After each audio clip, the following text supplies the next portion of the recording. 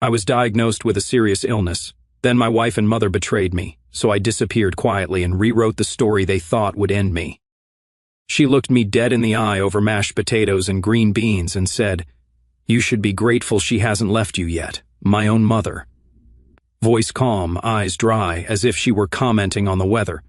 My fork stopped mid-air, and I realized my hand was trembling, not from the illness but from the clarity of that moment. 2 weeks earlier, I was diagnosed with something they called serious but slow-moving, one of those long Latin name syndromes that sounds like a Wi-Fi password, and comes with a laundry list of symptoms and a timeline nobody wants to pin down. The doctor's words were clinical but hopeful. "You'll need to adjust," he said, "but this isn't the end. Far from it." I believed him until I got home. My wife, Lynn, barely looked up from her tablet when I told her.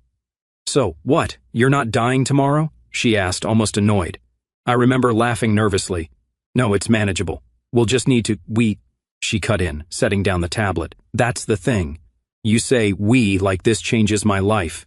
That was the first crack. And over the next few days, it spread like a hairline fracture down a windshield. Little things, the shift in her tone, the way she stopped saying goodnight, her sudden habit of locking her phone even during dinner. She'd disappear for hours with vague explanations, yoga, book club, helping Angela with the baby. Angela doesn't have a baby. And then came the mistake of the group text. She thought she was sending it to someone else. I saw the notification flash across her screen while she showered. Just one line, but it was enough. "He's still here. FFS. No name, no emoji, just exhausted contempt." I didn't confront her. Not then. I just watched and waited. That brings us back to that Sunday dinner. I was sitting at the head of the table like some tragic king in a bad play. Mom to my left, Lynn to my right, and an air so thick with unspoken judgment I could barely swallow. We hadn't even cleared the plates when Mom leaned in, patted my hand like I was a feeble old man, and said it again, clearer this time. "Just accept it, sweetheart. You're sick. She's young. It's not like you'll be around forever." "And Lynn?" She clinked her glass to that. No denial, no shock, no shame. Just a tiny smirk at the corner of her mouth, like they were in on a joke I wasn't smart enough to get. That's when I saw it all for what it was. Not just betrayal, but relief. They wanted me gone. My diagnosis didn't scare them, it excited them. It was a clock ticking down to their freedom. I excused myself to the bathroom, washed my hands, looked in the mirror and smiled. Not because I was okay, I wasn't. Not because I had some master plan, I didn't, not yet. But because in that exact moment, seeing my reflection, the faint tremor in my left arm, the weariness in my eyes, I realized something powerful. I wasn't the one dying. I was the one waking up. The garage camera lost signal at exactly 2:14 a.m., 6 hours of static. Not a glitch, not a power outage, just nothing. Later, Lynn would blame the internet, the router, the app. She'd call the camera company. They'd tell her everything was fine, and that would bother her more than anything else because she'd never find out how I did it. I stood in that garage for a few minutes before I left, just listening. The house was silent except for the hum of the fridge in the kitchen and the occasional creak of the settling beams overhead. Lynn was asleep or pretending to be. She hadn't asked about the doctor's follow-up, didn't even look up from her wine when I came in earlier. She was already 3 glasses in, shoes off, watching some show about rich people screaming at each other. I walked past her once, stopped, looked at her. She didn't notice, didn't want to notice. That helped. I went into the closet and reached for the old Navy duffel bag she once joked made me look like a gym teacher. I hadn't used it in years. Inside were 3 things. A waterproof folder with notarized copies of our house deed, my will, and a durable power of attorney she didn't know I'd revoked last month. A flash drive taped to the inside lining, password protected. It held screenshots, video backups, and voice memos, including one of her saying, "If he croaks, at least the house is paid off," and $18,200 in small bills I'd been quietly pulling from our joint account since February. She thought I was buying supplements. No clothes, no toothbrush, not even a phone charger. You don't need much when you're not running, you're executing. Before I left, I sat at the kitchen island and poured myself a small glass of water. Looked around. The smell of that vanilla-scented candle she liked still lingered. Fridge magnets with fake motivational quotes. Our wedding photos still hung beside the pantry, though crooked now, like even the wall had lost interest in keeping up appearances. I took the photo down, slid the picture out, flipped it over. There on the back, in her handwriting from a lifetime ago, together no matter what. I put it face down, walked out the door, didn't lock it. Outside, the air was cold, fresh, like the kind of cold that invites you to do something permanent. My car wasn't parked on our street. It hadn't been for weeks. I'd left it in a lot 2 blocks over, paid cash. Cameras covered only the entrance, not the corner I parked in. As I walked there, I passed the bakery where we used to get coffee on Saturdays. They had a new display, gingerbread men shaped like skeletons. Cute, she'd like that. Shame, she'll never taste them again. By the time the sun rose, I was already 143 miles away. No phone, no GPS, just the printed map I traced with a pencil like it was 1996. No goodbye, no note, just absence. Let them stew. Let them spin their story.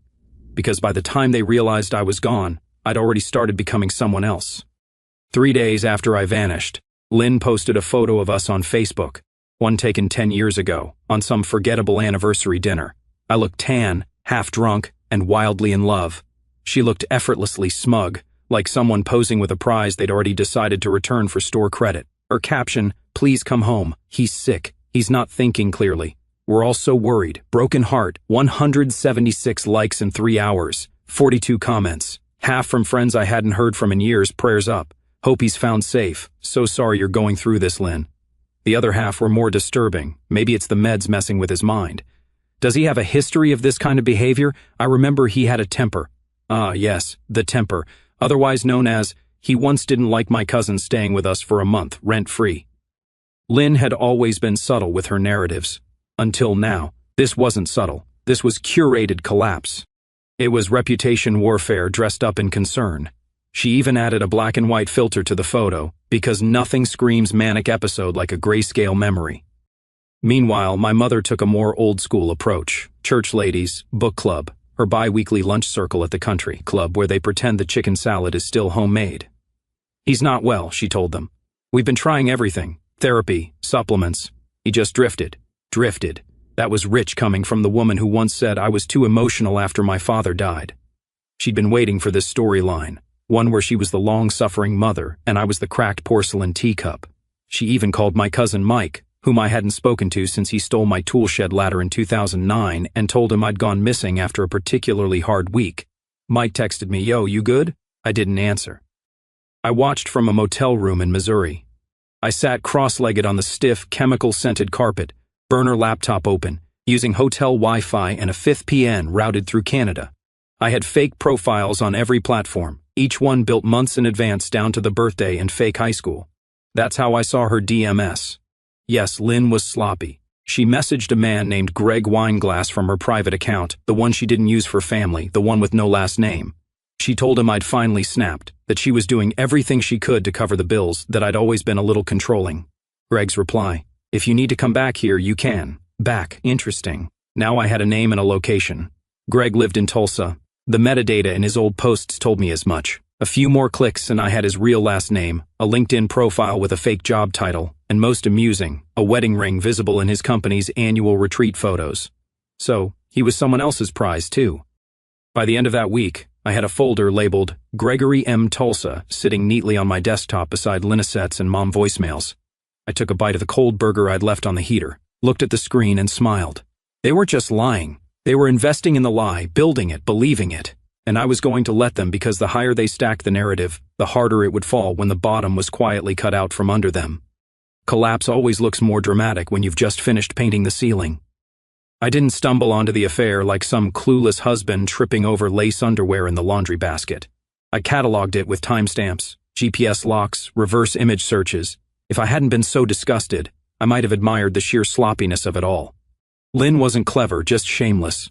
It started with the receipts. One from a boutique hotel we'd never stayed at, billed to our joint card, marked conference expense. I double-checked her calendar. No conference. I asked her casually, "You went to Dallas last weekend, right?" She blinked. "No, babe. I told you it was Waco. Angela's sister was in town." Angela again! That poor woman is going to end up as an alibi on a gravestone. So I looked deeper. The hotel emailed her a receipt for the spa package. I only knew that because she forgot to delete the auto-forward to our shared email folder. My account was still connected. Her mistake. Then came the wire transfers. Small at first, $50 here, 80 there, to a name I didn't recognize. R. Gentry, tagged in her banking app as dog walker. We don't have a dog. So I dug. Found out R. Gentry lived 2 blocks from Greg's address in Tulsa. Cross-referenced him with social media. The same guy once tagged in an old dinner photo Lynn had uploaded 2 years ago. Captioned work trip, missing home. In the background of that photo, my mother, laughing, sitting across from Greg.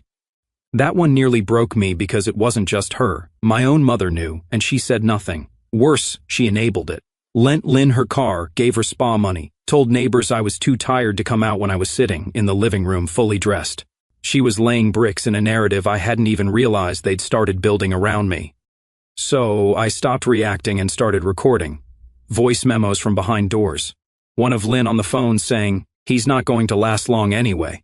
Another of my mother whispering, "Just be patient, it'll resolve itself." I made backups of everything. 3 copies in 3 separate cloud vaults under different fake names. One under a vintage car club forum, another in a dummy Dropbox folder labeled Tax Docs 2011. The third printed, sealed in envelopes, and mailed to myself under a private P.O. box. Some nights I'd sit on the edge of the bed while Lynn snored beside me, her back turned, and I'd scroll through her deleted photos restored with simple recovery tools. She once took a mirror selfie in a hotel room wrapped in a robe I didn't recognize. Captioned "Mine tonight, kiss Mark," and forgot it synced to the cloud. Idiot. Each discovery chipped away at something I thought was unbreakable, and each one hardened something else. I started talking less, smiling more, playing the part of the dazed, sick husband. "You look tired," Lynn would say, brushing past me. "You should rest." Rest? No. I was documenting a crime scene with the patience of a surgeon and the eyes of a sniper because they thought this illness had made me soft, vulnerable, fading. But it hadn't weakened me. It had refined me. Every pill I took, every fake nap I pretended to fall into, every smile I gave when they slipped up was strategy. And when I disappeared, I didn't just walk away. I vanished with a war chest. She opened the door holding a mug, barefoot in flannel pajama pants, and froze when she saw me. 18 years. That's how long it had been since I'd last seen my daughter. And not by her choice or mine, really, but by the corrosive whispering of one woman, my mother, who had spent years quietly slicing away at our bond like a dull blade working through rope. "She needs structure," she'd said when Abby started pushing boundaries as a teenager. "She gets that from her mother's side," she said when Abby skipped school to visit her friend in the hospital. "She's trying to manipulate you," she said when Abby asked me tearfully not to move across state lines after the divorce. And like the coward I was back then, I listened. I didn't fight hard enough. I didn't see what was happening until it was too late, until I got a Christmas card with no return address, and just her name, Abby, in lowercase. No love, Dad. No photo, nothing. Just the barest nod of existence. And now here she stood, 29.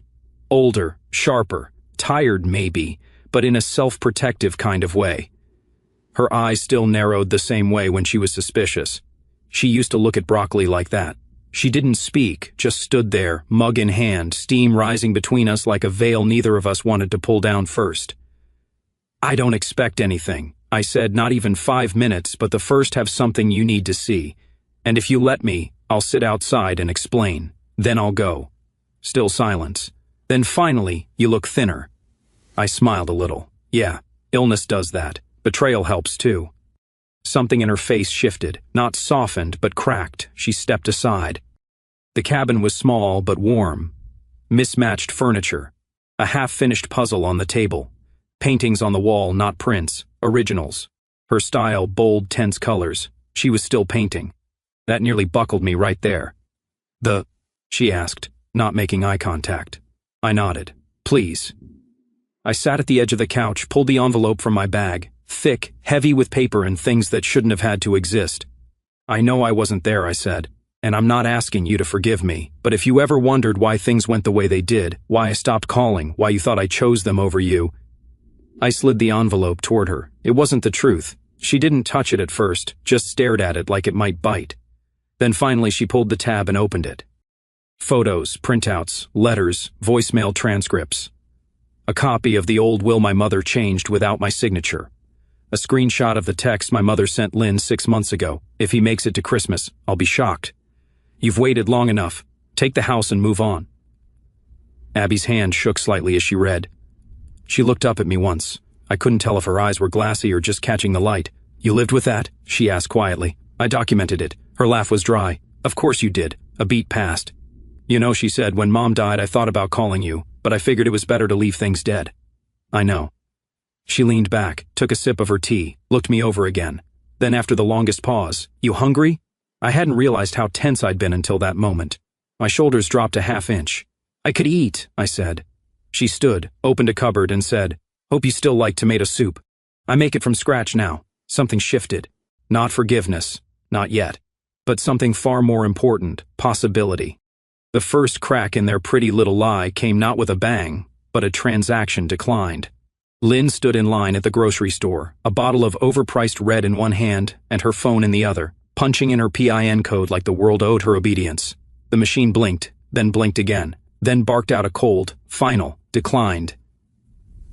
She laughed loudly because someone like her doesn't get declined. She told the cashier, "Try it again. It's our joint account. There must be a system error." It wasn't. She tried her banking app, error retrieving data. She tried calling the customer service line. After 15 minutes and 2 elevator music loops, the rep informed her very politely that she was not authorized on the account. She practically spit through the phone.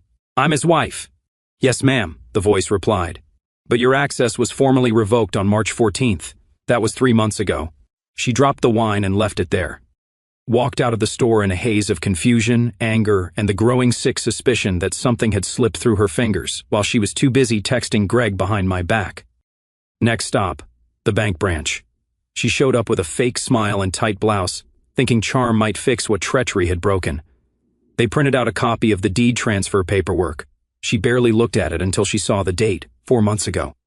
My signature, not hers, and one very specific clause. The house, or rather the house, was now owned by a trust. A trust set up in the name of one Abigail Rhodes. "Abby, my daughter!" Lynn's eyes must have twitched, or maybe it was her soul trying to exit her body through her cheekbone. "Can I speak to someone in legal?" she asked, her voice. "We've already spoken with them," the teller said.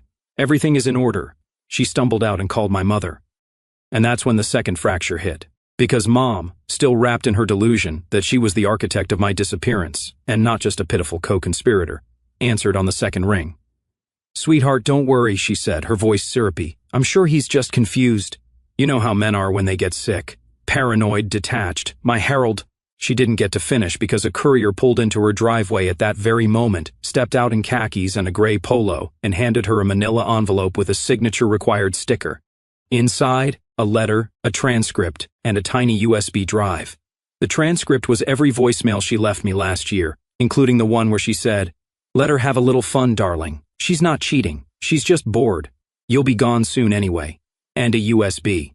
With audio clips, edited neatly with dates and timestamps. Her whispering behind my back, her dismissals, her promises to Lynn, and that one fateful message to Greg when she borrowed Lynn's phone by accident and called him instead of me. We're close. Just a few more months, and he'll be out of the picture. I'll make sure the estate transitions quietly. He trusts me. Trust. Such a beautiful, brutal word. By nightfall, Mom was leaving panicked voicemails on her attorney's line. And Lynn? She tried to call Greg, straight to voicemail. She tried again and again until the phone finally rang once and then disconnected, a sign of someone who blocked her mid-ring. That's when the panic truly set in. Not because she was losing the house, not because her finances had turned to dust, but because for the first time she realized she wasn't in control of the story anymore. The mask cracked, the fantasy collapsed, and all that was left was her reflection, and a story no one believed. The night Lynn lit the candles, she was wearing the black silk dress I bought her for our 10th anniversary. The irony would have been amusing if it wasn't so grotesque. She poured wine, Cabernet, always too dry for her taste, and set the table like a scene from a magazine, folded napkins, steak plated with asparagus, dim lighting, romance repackaged, but not for me. Greg sat at the end of the table, still in his dress shirt, sleeves rolled to the elbows, like he wanted the world to see his forearms had done work today. She laughed a little too loudly at something he said, probably some story about his consulting firm, which I'd already verified was a glorified title for semi-legal freelance logistics. It didn't matter. She didn't love him. She loved the idea of being seen with someone who wasn't slowly dying. What she didn't know, I'd had the server booked a week in advance. Not a process server. No, I hired someone from a catering agency. Dressed in black slacks, white shirt, even a bow tie. Looked like part of the staff. Walked up to the front door, like he was delivering late dessert. Lynn opened it, still holding her wine glass. Oh, you're early. Wait, we didn't order. The man smiled. Special delivery for Lynn Banning. He handed her a black folio and left. Before she even blinked, she looked down at it like it was a joke. A prank. Then she flipped it open and saw the top sheet, petition for divorce. Underneath, restraining order application. Below that, asset seizure request. And finally, what made her drop her wine glass onto the rug? Flash drive, evidence of marital misconduct. She stood frozen in the doorway, staring into the file like it might catch fire. Greg looked over from the table, fork midair. What's going on? Lynn tried to laugh, waved it off. It's just some legal mix-up. He's trying to... Greg stood, walked over, looked at the top sheet, read it, then looked at her. You told me he was in a facility. She blinked. What? You said he wasn't well? That he was under care? That he was sedated? That's what my mom said. That's what we thought. He was sick. Greg held up a hand, stepped back, looked at the flash drive, then at her, then at the door, and walked out. No shouting, no drama, just one word. Damn. Lynn followed him to the porch in her bare feet, screaming his name, the silk clinging to her like a shrinking curtain on a collapsing stage. He didn't turn around. What she didn't know, what he didn't know yet, is that the HR department at Greg's company had received an anonymous package 3 days earlier. Inside, a short video time-stamped, showing him entering a hotel room midday during company hours. 2 voice messages forwarded directly to his manager's inbox. 1 printed receipt. It didn't take much. Conflict of interest was a phrase that HR loves. So is investigation. His phone would be ringing soon, but not with her number. Back inside, Lynn finally dropped to her knees, still holding the folder like it might disappear if she just crumpled it hard enough. The candles flickered. The steak grew cold, and the silence in that room. It was the first honest thing she'd heard in months. The fundraiser was held at the Astoria Pavilion, a restored Art Deco ballroom with enough polished marble and white linen to convince the suburban elite they were important for an evening. Lynn showed up solo, dressed to the teeth, diamonds dangling like bait, her makeup sculpted with surgical precision. This was supposed to be her re-entry, her bounce back. After weeks of silence, lawyers, and public questions, tonight was her chance to remind the social circle that she was still someone, still beautiful, still a presence. The whispers had already started as she walked in. She looks thin. Didn't she used to come here with her husband? I heard he's not well. No one knows. Vanished. She smiled through it. Let them talk. Let the silence work for her. She figured people would fill the void with their own pity. That always worked before. The evening rolled on as expected. Polite applause for sponsors, forced laughter, overpriced wine, and recycled glasses. Lynn positioned herself near the event chairwoman, made sure to be photographed at least twice near the floral wall. If she kept the rhythm right, smile, nod, sit, smirk, maybe the world would believe she hadn't been hollowed out from the inside.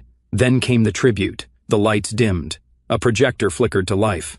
Tonight we also honor a donor whose generosity made the new outreach center possible. Lynn tilted her head. She hadn't heard of any new donors. The screen lit up with a familiar face. Her face? In a photo from 3 years ago, Lynn and I standing at a ribbon cutting for a literacy initiative. She froze, murmurs buzzed.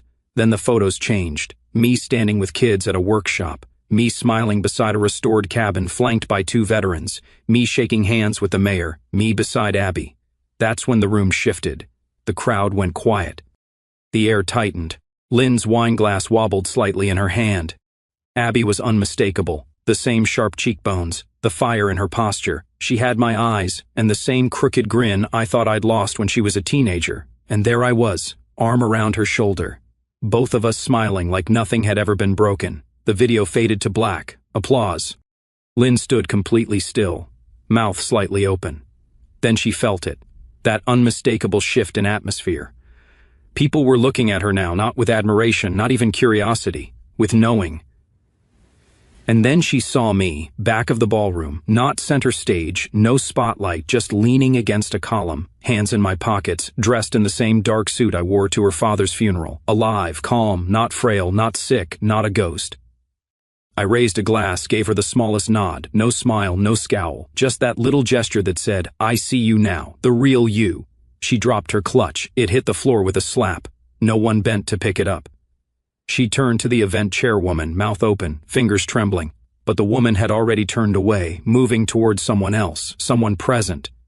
Because in that moment, Lynn realized what she was, the past tense. And the worst part, no one even clapped for her. The envelope arrived mid-morning, hand-delivered by a courier who barely made eye contact. Lynn was still in her robe. Mascara smudged from the night before, her hair twisted up in that brittle, slept-on way that always made her look older. She opened the door with one hand and a hangover aspirin in the other. "Mrs. Banning?" She blinked. "Yes, this is for you, signature required. No folder this time. Just a stark white envelope, thick and cold to the touch. Legal weight. That kind of paper doesn't fold. It binds." She sat at the kitchen island, the same marble-top slab where she used to sip coffee and browse home renovation blogs, while telling herself her husband was just too sensitive. She broke the seal. Inside was a letter she recognized the law firm that once handled our estate planning. Below that, a statement of full beneficiary transfer. It took her a moment to parse the language. The document was surgical in tone, stripped of sentiment, dripping with finality. All my business shares gone. All pension and retirement assets transferred. All life insurance policies redirected. Medical permissions revoked and reassigned. Recipient, Abigail Rotes. It wasn't just a gesture. It was total removal. A systemic deletion. She'd been wiped off the table like a spilled drink. Then she saw it, tucked inside a handwritten note. Not a card, not a letter. Just one torn sheet of yellow legal paper. "You two kept waiting for me to die. Turns out I had to. Not physically, just socially. I may have been sick, but you two were the real disease. Consider this chemo." She laughed, but it wasn't laughter. More like an exhale cut in half by disbelief. She stood, knocked over her chair, began pacing barefoot across the cold tile like she could outrun the meaning of the words. She called the firm, got put on hold. When someone finally answered, they confirmed every line. The changes had been in motion for months. Signatures, witnesses, even psychiatric evaluations to ensure I was of sound mind. "Is there anything I can do?" she asked, voice tight, trembling. A pause, then the answer she dreaded. "No, ma'am. The assets are no longer yours to contest." Click. She threw the phone across the kitchen. It cracked against the fridge, slid under the counter like it was hiding from her. 10 minutes later, the second letter arrived. This one wasn't hers. It was for my mother. Delivered by certified mail to her retirement condo where she'd been sulking for days, refusing visitors, holding on to whatever social capital she still believed she had. Inside that letter, audio transcripts of her calls, printouts of her emails, a medical directive she didn't know I had revoked 2 years ago. She was no longer my emergency contact, no longer able to make decisions, not even authorized to collect ashes should it ever come to that. She called Lynn in a fury. Lynn didn't answer. She was in the bathroom, on the floor, staring at herself in the mirror and mouthing the word, "How? How did she miss this? How did I beat her?" Because she thought betrayal was control, that infidelity was leverage, that my illness meant she had time, but she didn't account for my clarity. That illness didn't make me weaker. It stripped the fog. I saw the world for what it was, for what they were. And I made my final decisions with that clarity, without anger, without revenge in the traditional sense, just removal. Like poison from a bloodstream.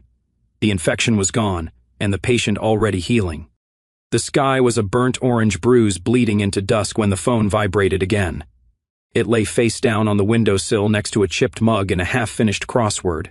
The burner had only one app installed. No contacts, no history, just a quiet, pulsing notification center that refused to die. Every buzz came like an echo from a collapsing world he no longer lived in. He finally picked it up. Missed calls 266, 83 from Lynn, 47 from his mother. The rest, unknown numbers, blocked IDs. Probably lawyers, maybe vultures. He scrolled through the names. Lynn's last message wasn't a call. It was a voicemail. He didn't press play. Instead, he opened the message tab. The most recent read, "Please, I don't care about the money. Just talk to me. Please." Before that, "She doesn't need it. She didn't even know you. I was your wife." And before that, they're freezing everything. "Greg won't return my calls. You've destroyed my life." He hovered for a moment, not out of hesitation, but out of habit.